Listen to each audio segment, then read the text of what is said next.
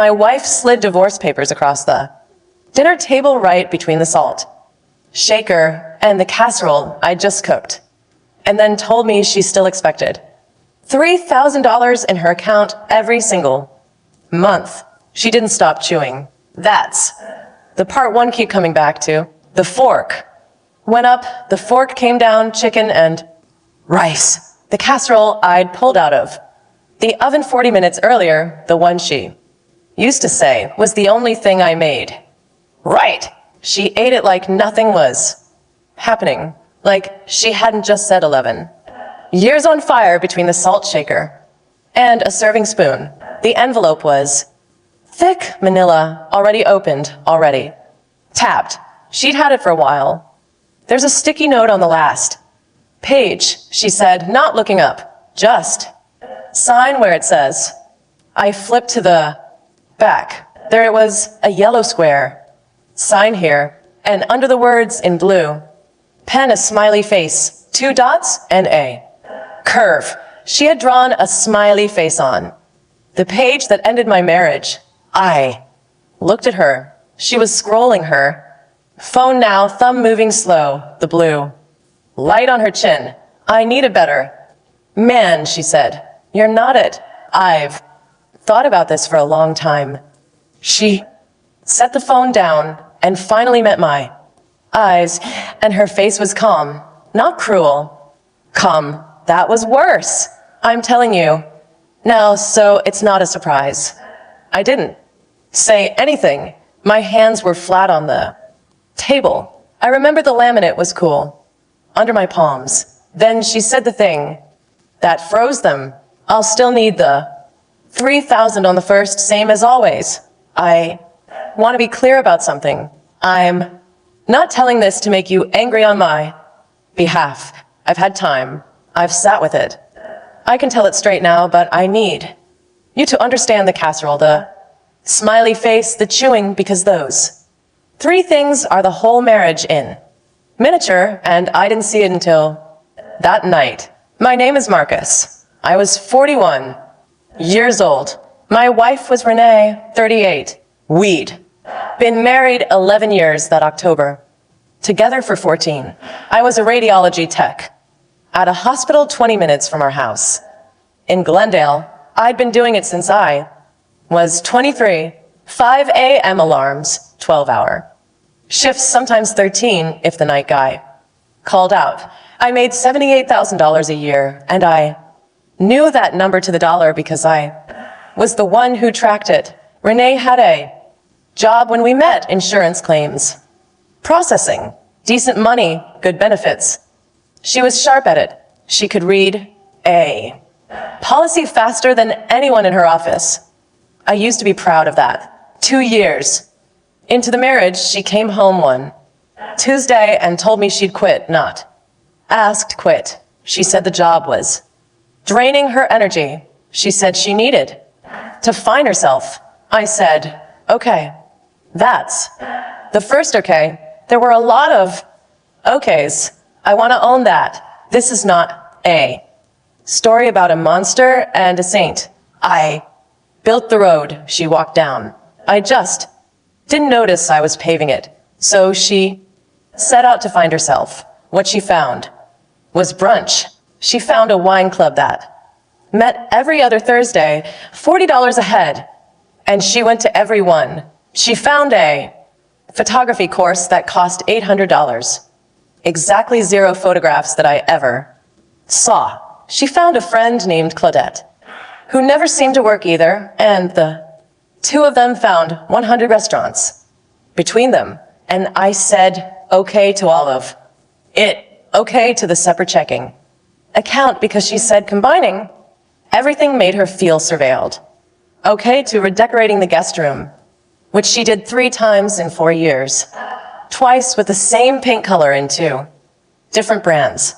Okay to the gym membership she used 3 times in 18 months, $62 a month. I never canceled it. I thought that's what a good husband did. I thought you gave.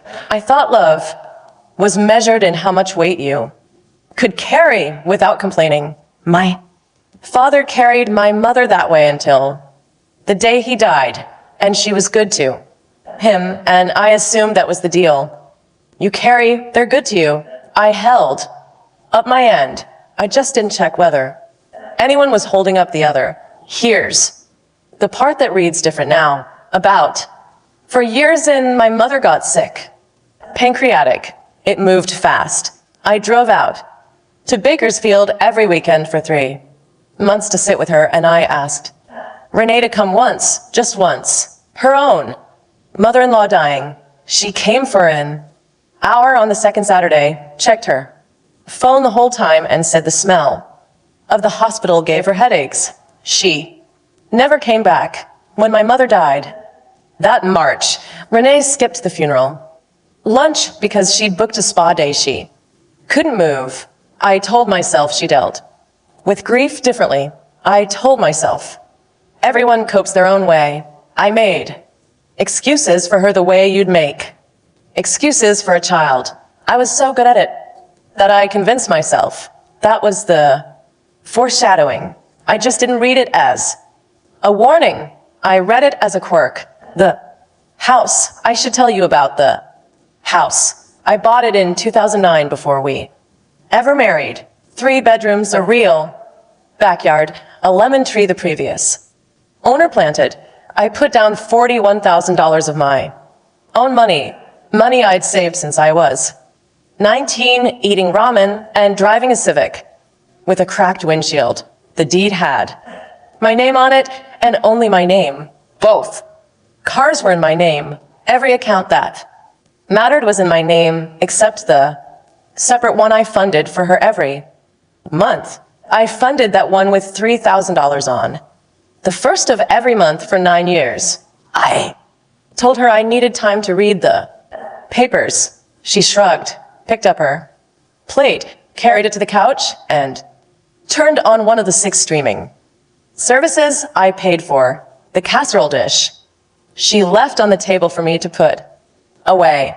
I put it away. Old habit.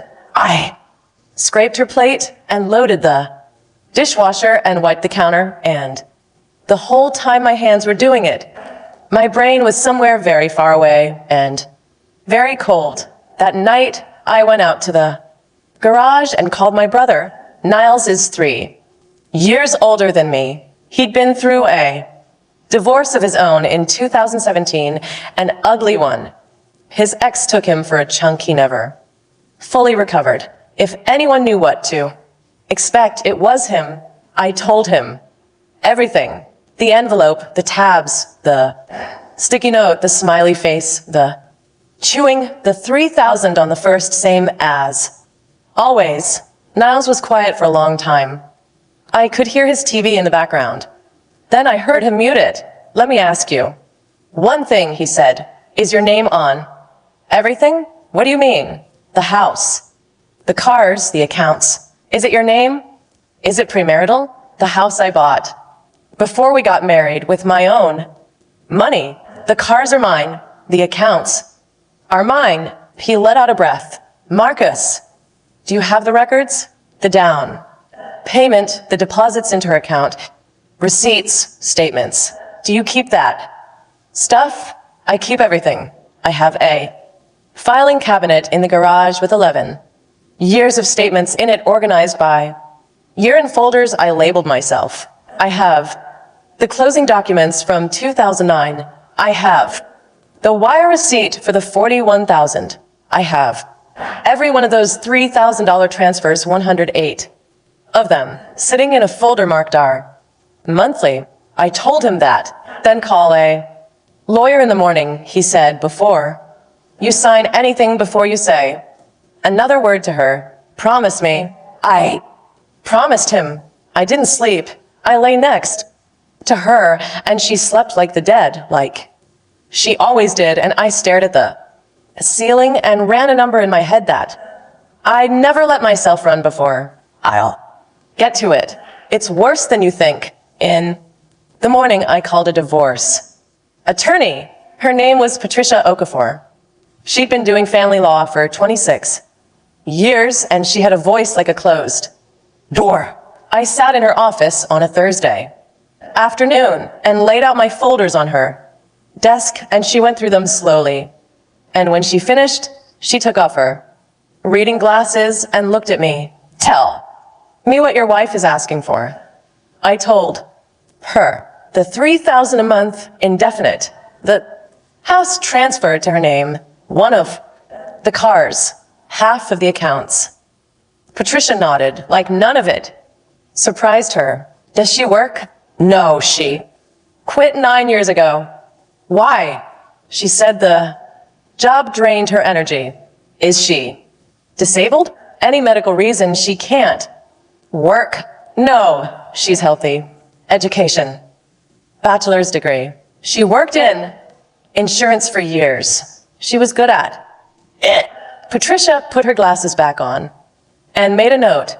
A California judge is not going to award long-term spousal support to a healthy 38-year-old with a degree and a work history who left her job voluntarily, maybe short-term, transitional while she gets back on her feet. Not $3,000 a month forever. That's not how this works. She tapped the closing documents, and this house is premarital separate property purchased before the marriage with traceable separate funds. As long as these records hold, it's not hers. It was never hers. I felt something move in my chest. I don't know how to describe it except that it was the first full breath I'd taken in 2 days. So what do? You give her exactly what she asked. For, Patricia said, a divorce, and we file our own response with terms that reflect reality. You don't sign her version. You sign nothing she gives you. You let me handle the rest. So that's what I did. I signed the divorce. I want to be precise. I gave Renee the divorce. She demanded fully, without contest, because I wanted out as badly as she claimed to. What I did not do is sign her version. I did not give her $3,000 a month. I did not give her my house. I did not give her my car. I did not give her half of accounts she never contributed a dollar to. I signed a divorce. I gave her exactly that. Nothing more. Patricia filed our response 11 days later. When the counter filing reached Renee at her mother's place, she called me. It was a Sunday morning. I had the dog on the couch and a coffee in my hand, and I almost didn't pick up. I wish sometimes I hadn't. You blindsided me, she screamed. No.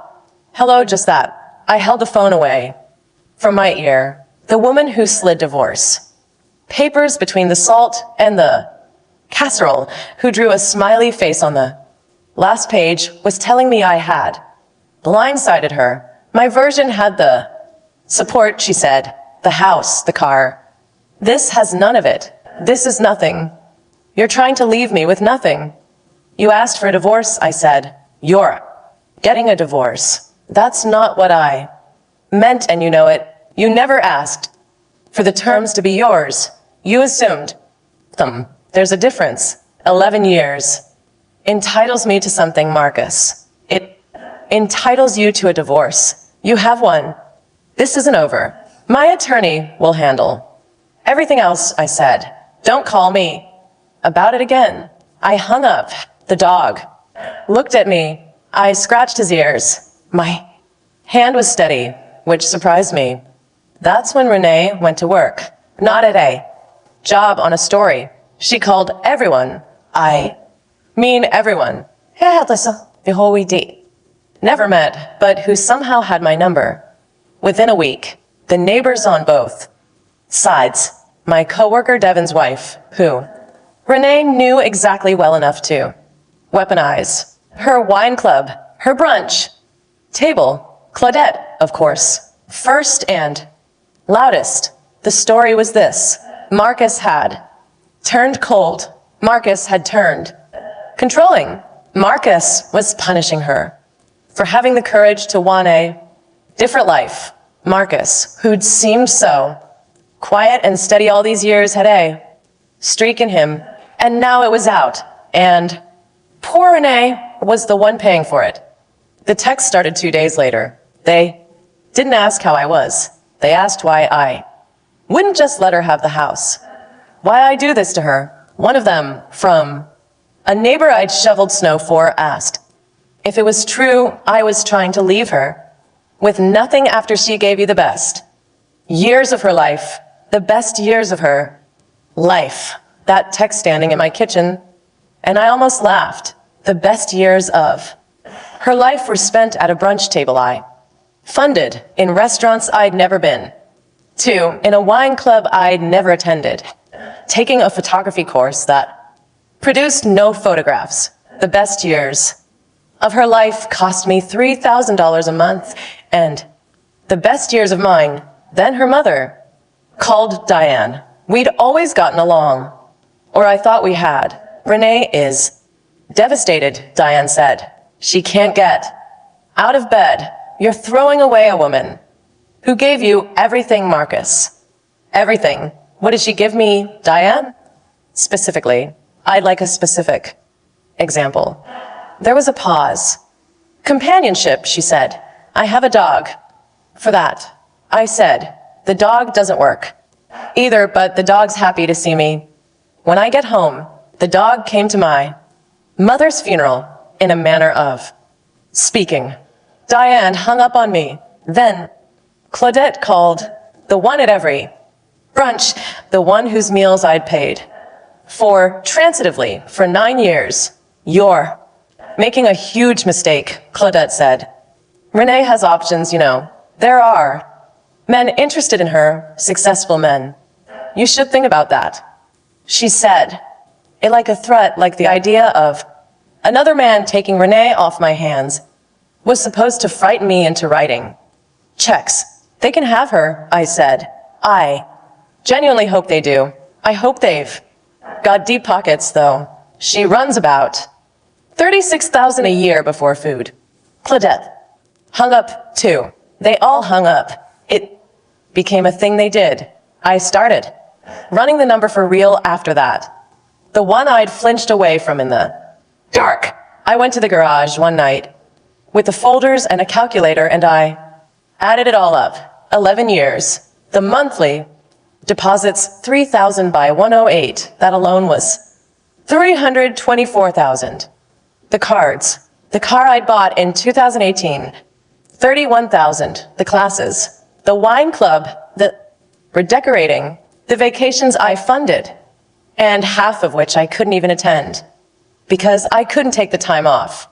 The gym. The streaming, just over $620,000. I made $78,000 a year. I did the division. I'd given more than half of my entire adult lifetime earnings to a woman who called me boring and chewed chicken while she divorced me. I sat on the garage floor with that number for a long time. The dog came out and lay down next to me. I didn't cry. I think I was past it by then. I just held the number, like you'd hold a stone, feeling the weight of it, learning the shape.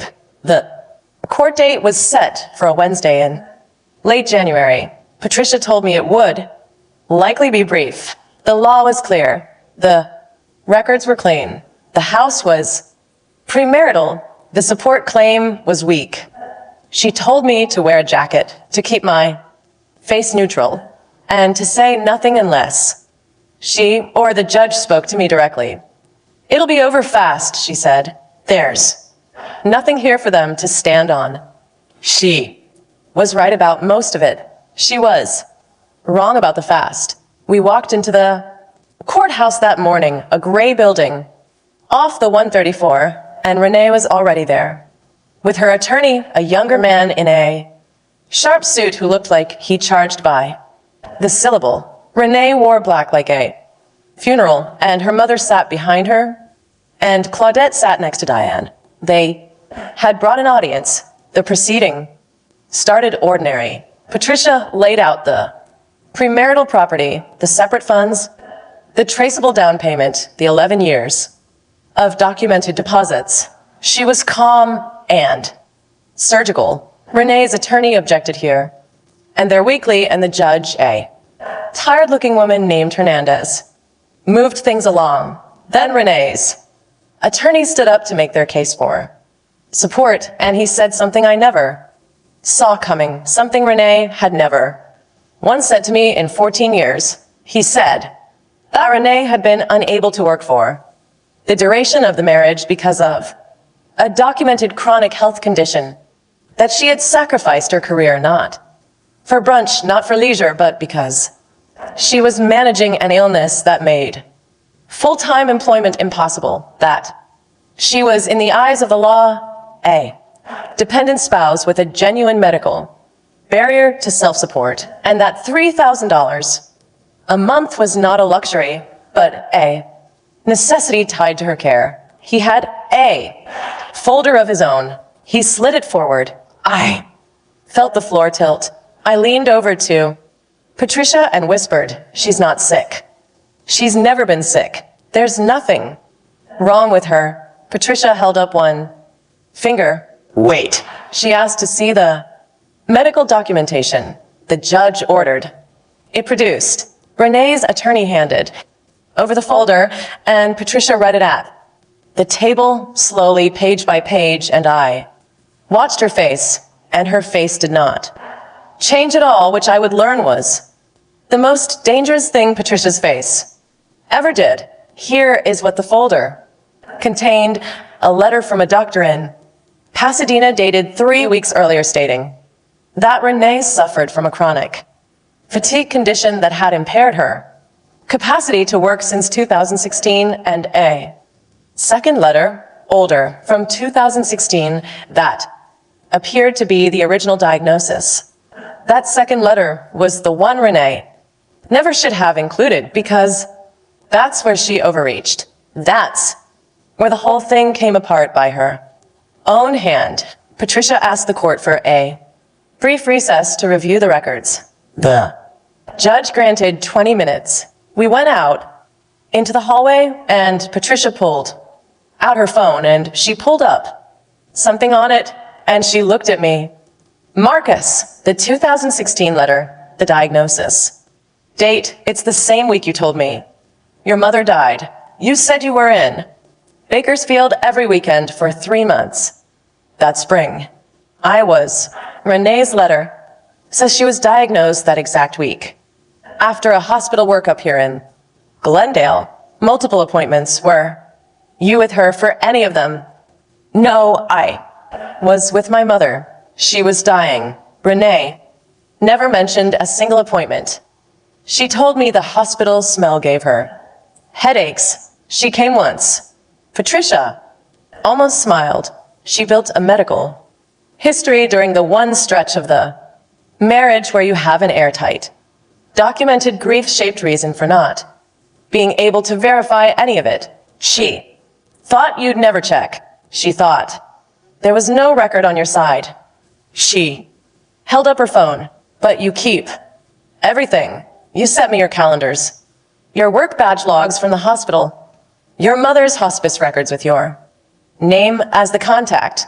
Every weekend that spring you were 2 hours away signing visitor logs in another county." I understood then what she meant. The dates didn't line up. They couldn't.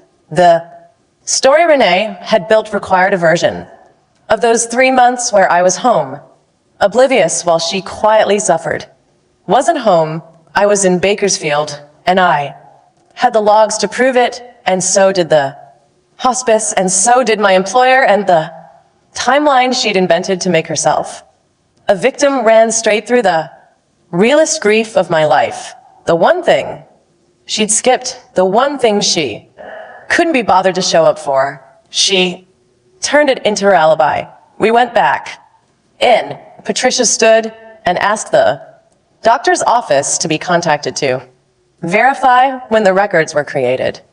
She noted for the court that the diagnosis letter was dated to a period during which the petitioner had, per her own prior statements and the respondent's documented absence, attended no medical appointments with her spouse, and that. The respondent's whereabouts that entire period were independently verifiable through hospice and employment records. She would enter into evidence. Then she said the quiet thing that ended it. She requested that both letters be authenticated, and she noted that the 2016 letter, the original diagnosis, appeared to have been generated recently because it referenced a clinic that, per its own public records, did not open at that address until 2019. The room got very still. Renee's attorney asked for a moment with his client. I watched them whisper. I watched Renee's face go from black-clothed grief to something flatter and harder. I watched her mother lean forward, confused, and I watched Renee not turn around to explain. That was the moment Diane started to understand, not from me, from her own daughters. Silence. The judge looked at Renee directly. Ma'am, I'm going to ask you a simple question, and I want you to think carefully about your answer, because you are under oath. When were you diagnosed with this condition? Renee opened her mouth, closed it, looked at her. Attorney looked at the folder. I'd have to check the dates, she said. The dates are in front of you, the judge said. Your own filing. When were you diagnosed? 2016, Renee said quietly, at the clinic named in this letter. Pause, a long one.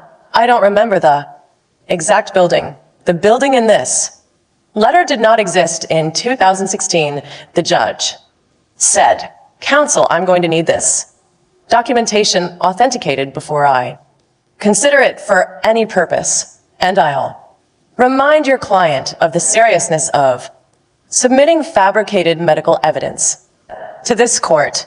That was the confrontation in a way. The judge did it for me, but I had one thing left to say, and Patricia let me say it because I told her in the hallway that I needed to, just once on the record in front of the people Renee had recruited to hate me, when the judge asked if the respondent had anything to add before the recess. I stood.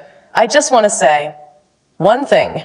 My voice came out steadier than I expected. Renee, the week you say you got sick, that was the week my mother died. I was in Bakersfield, holding her hand. I asked you to come. You came for 1 hour and said the hospital gave you headaches. You skipped the funeral lunch for a spa day. Renee stared at the table. You took the worst 3 months of my life, I said, and you turned them into a lie about yourself. You didn't just leave me. You needed my mother's death to be about you, too. And I gave you a smiley face back. I signed your divorce. That's the only thing you were ever entitled to, and you have it. I'm done paying for the rest. I sat down. Diane was crying, not for Renee. I could tell the difference. She was crying because she just watched her daughter under oath and understood for the first time who she'd been defending. The judge took the recess. When we came back, Renee's attorney withdrew the medical claim entirely. There was no choice. The authentication request would have buried them, and worse, the judge struck it from consideration and moved to rule on the property and support. It went the way Patricia said it would from the first day. The house was mine. Separate property, premarital, clean. The car was mine. The accounts were mine. The judge denied long-term spousal support outright, citing Renee's age, health, education, work history, and voluntary departure from employment. She granted 6 months of transitional support at a fraction of what Renee had, demanded $800 a month to give her time to re-enter the workforce. Patricia told me later that was generous, that another judge might have given $0, and that she suspected Hernandez knew about the fabricated letter and was being restrained about it. The divorce was final in March, 11 years undone in a Courtroom in 90 minutes after the fake. Medical folder fell apart. The aftermath is the part nobody tells you about. The court was almost the easy part. The court had rules, people don't. The story Renee had spread didn't just evaporate. When she lost, some of the people she'd recruited doubled down because admitting they'd been wrong about me meant admitting they'd been fooled, and people will defend a lie for years rather than feel like a fool for an afternoon. The neighborhood asked about the best years of her life, never spoke to me again.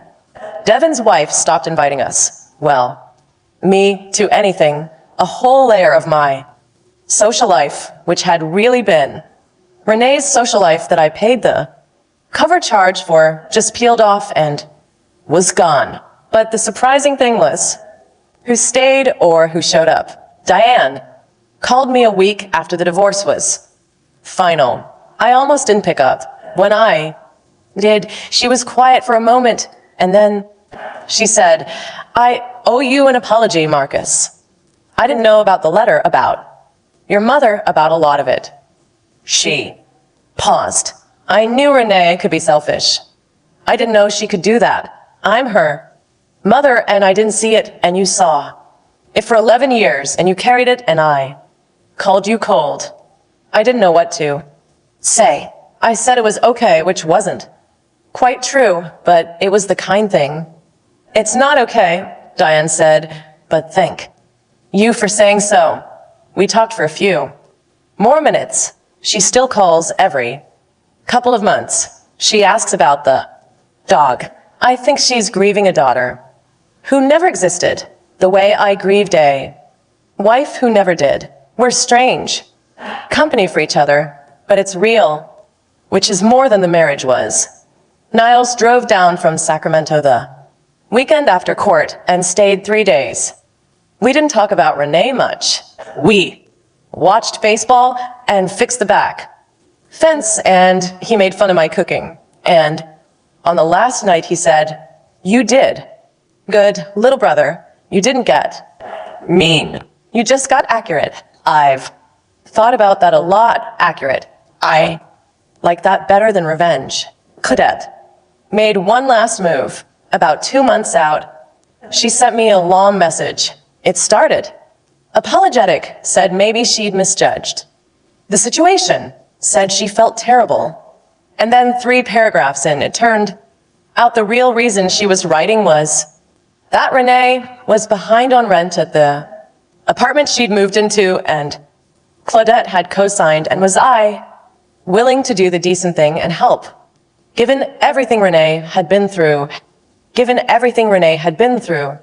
I read it twice to make sure I wasn't misunderstanding. Renee had built a fake illness around my mother's deathbed to take my house, lost in court, and now her friend was asking me to cover her rent because helping would be the decent thing.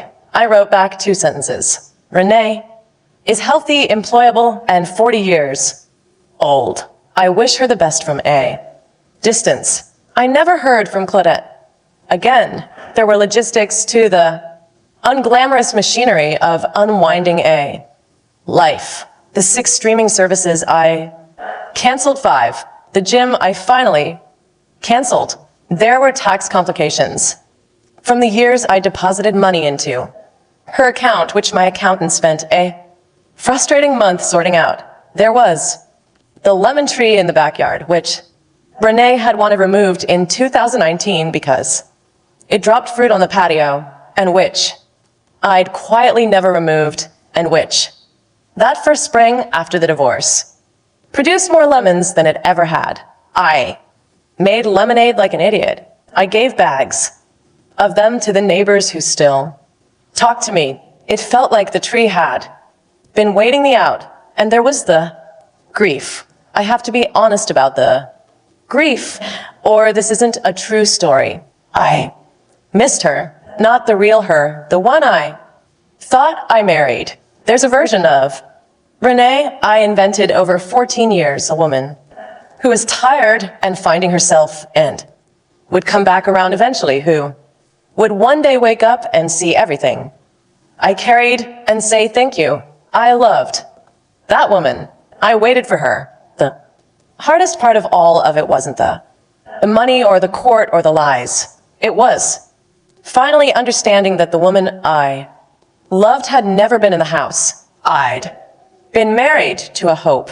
I'd paid $620,000 to keep a hope on life support. One night that summer, I found a photo in a drawer. The two of us at the beach in Ventura, year 3 before she quit. Both of us laughing at something the camera didn't catch. We looked happy. I think we might have actually been happy for a little while before I taught her that giving was free, and she taught me that it should be. I sat on the kitchen floor and grieved that properly, the way you grieve a death because something had died, even if it had died a long time before the casserole and the smiley face. I just hadn't held the funeral yet. It's been 2 years now. I still work at the hospital, still 5 a.m. alarms, though I take more days off than I used to, which I'm bad at, and learning. I paid the house off last year, faster than I ever could have, with $3,000 a month bleeding out the side. I have the dog, who is old now and slower, and a routine and a few real friends I keep close because I finally understand the difference between people who show up and people who show up for brunch. Diane and I are something like family. Niles calls on Sundays. The lemon tree is enormous. I dated a little this last year. Nothing serious yet. There's a woman, a nurse named Joelle, who has a laugh I think about. We're taking it slow. She offered to split the check on our second date, and I had to sit with how strange and good that felt. Someone reaching for the bill instead of assuming it was mine to carry. I didn't realize until that moment how much of love I defined as carrying. I'm trying to learn a version where it goes both ways. Here's the thing, I keep coming back to the truth underneath all of it. I thought being a good husband meant giving until it hurt and never saying it hurt. I thought love was the amount you could carry in silence.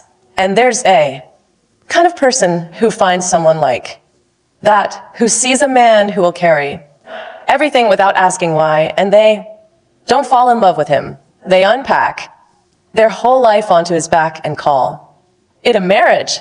The cruelest part is that he'll thank them for the privilege I did. For 11 years, I thanked her with $3,000 on the first, same as always. She slid those papers across the table between the salt and the casserole, and she drew a smiley face on the last page.